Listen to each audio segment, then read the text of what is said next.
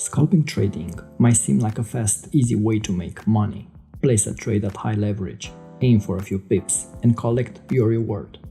Sounds doable, until you lose a couple of times in a row, and find that your losses are much bigger than your wins. Scalping seems fun when you're winning, but as soon as you start losing, it's not fun anymore. So if you want to scalp the market successfully, you should consider following these rules to improve your odds of succeeding. First, minimize the use of indicators. All trading platforms will have a lot of indicators and oscillators. As a trader, you would want to double-check every trade before placing it, so it would be tempting to add as many indicators as you can, and then you will end up with a cluttered workspace filled with indicators. This is never advisable for any kind of trader, but when you're scalping the market, this could end your trading career very quickly. As a scalper, you want to catch any minor trends or shifts in the market, which means you need to make quick decisions. As much as indicators are useful, having too many of them will cause an overload of information. And before you can place a trade after interpreting every single indicator, the price move you were looking for will be gone. Beginner scalpers always love to trade with lots of indicators. They think this is the best way to find great trades. They overload their charts with too many indicators, with the hope to find the best possible trade setup. But when you take readings from too many tools, it's really hard to predict the price movement of a certain asset, especially on lower time frames. You need to have one or two indicators which you have tried and tested, and put your faith into those. Do not second guess yourself by adding on more indicators to your workspace. Second rule: don't marry a position. From a trading perspective, marrying a position means a trader has become emotionally attached to holding it, especially in the face of strong evidence that this is not the right position to be in. This particular trading error can often result in excessive losses and wasted margin because a transaction intended to be a scalping trade can turn into a day trading position, or even worse, a swing trading one if you trade without stop-loss orders. Successful scalpers generally avoid getting emotionally involved with holding a particular position, especially when the market is clearly telling them they are on the wrong side. This is especially true if you make the mistake of not using stop-loss orders or using mental stops. Number 3. Avoid overtrading. One of the biggest obstacles standing in the way of amateur traders becoming professionals is their lack of recognition and acceptance of the fact that trading less frequently almost always produces more consistent and more profitable long-term market performance than overtrading and interacting with the market too often. If you have had any experience trading real money in the markets, you very likely have experienced firsthand how slippery the slope becomes once you start overtrading, even when you are scalping. Most traders don't even recognize they are guilty of overtrading until they have lost so much money that they are forced to take a break from the market. It is when they realize that they have entered too many trades with no sound logic or rationale behind them. In essence, amateur scalpers that get caught up in overtrading are simply gambling, continually entering the market randomly while hoping for a windfall profit. Professional scalping traders have mastered their trading strategy. They trade less frequently than novice traders because they are looking for a specific event to occur in the market, rather than throwing darts in the dark like so many amateurs do. Number 4. Don't neglect risk management. Given the number of trades a scalper makes in a single day, it is paramount to lower the amount of margin dedicated to any single trade and minimize risk. Most scalpers end up giving too much of their focus and time to the wrong aspects of trading. Yes, scalping strategies, trade entries, technical analysis are very important, and you have to know what you're doing and have a trading plan and understand what your edge is to make money. But those things alone are simply not enough. You need the right fuel on the fire to make money while scalping the markets. That fuel is risk management. The common rule is to never risk more than 1% of your initial deposit on a single trade.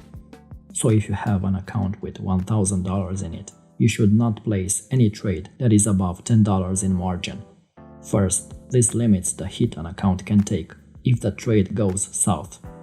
It also allows you to place multiple trades at a time without infringing on the margin requirements, even if the trading account has a small capital. By keeping low stakes, the scalper can keep trading even if they make a few losses along the way, which by the way will happen. Otherwise, if you ignore this rule, you will receive a margin call that can quickly lead to the account being wiped out. Number 5. Have a solid strategy in place, with clear entries and exits. Unlike swing trading or other forms of long-term trading, where the trader can switch up their trading strategies from one trade to the next, you shouldn't do this when scalping. Imagine placing tens of trades in a single day without any specific strategy. That would be chaos. You would have no idea which strategy worked, which one didn't, and it would be impossible to tell what went wrong that made you lose money. This is why scalping is not meant for beginner traders, but for seasoned traders who have tested and mastered a specific strategy which have worked in the past. So you need to master at least one trading setup to be a consistently profitable scalper, and screen time will allow you to master this one setup. After you have mastered one setup and owned it, you can add another setup. This can be an ongoing process, developing your own style. Before scalping any market, test your strategy in a demo account, and then apply your strategy to your trading day. Number 6. The right scalping personality. Scalping trading is not for everybody. You have to have the temperament for this risky process. Scalpers need to love sitting in front of their screens for the entire session, and they need to enjoy the intense concentration that it takes. You cannot take your eye off the market when you're trying to scalp a small move. You will need to be at your screen, staring at the charts continuously for hours. During this time, you will need to be completely focused and put away any distractions. Even if you think you have the temperament to sit in front of the computer all day, you must be the kind of person who can react very quickly without analyzing your every move. Being able to pull the trigger is a necessary key quality for a scalper.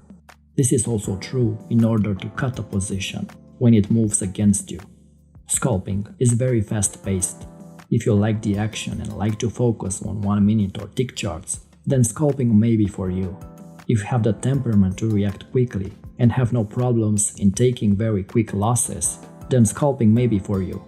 But if you like to analyze and think through each decision you make, perhaps you are not suited to scalp trading. Number 7. Keep an eye on financial announcements. If you compare fundamental and technical analysis on the Forex market, for example, you will quickly see that scalpers are mostly technical traders. However, this doesn't mean that as a scalper, you should disregard any data or information on the economic calendar. You should actually be aware of any major financial news announcements on the day you're trading. For example, if the Federal Reserve is about to announce changes in fiscal policies, you might want to be a bit more careful with any trades involving the US dollar pairs or the US stocks. Such news announcements can cause the markets to break away from the direction your trading instruments were pointing at. It might cause support and resistance levels to be crossed, perhaps causing you to be stopped out. Now, I'm not saying that scalpers should avoid these news releases because they can be very profitable, but only if you are on the right side of the trend. Number 8. Control the number of simultaneous trades. The beauty of scalping is that you can place numerous trades with low stakes, leaving you with plenty of free margin. There is nothing wrong with running simultaneous trades at any given time, but you should try to limit the number of trades that you have depending on your capital. Another rule to remember is never to place more than 3 simultaneous trades based on one currency if you're scalping Forex market. For example, you shouldn't make more than 3 trades that each have the US dollar as the base currency. If you do so, and for some reason the US dollar performs contrary to what you have predicted, then all those trades will be losers, and that will create a huge dent to your capital. Therefore, if you're going to place simultaneous trades, make sure you have a variety of currency pairs. If you found value and learned something new, leave us a like to show your support, and make sure you subscribe and hit the bell icon to stay notified when we upload new videos. Until next time.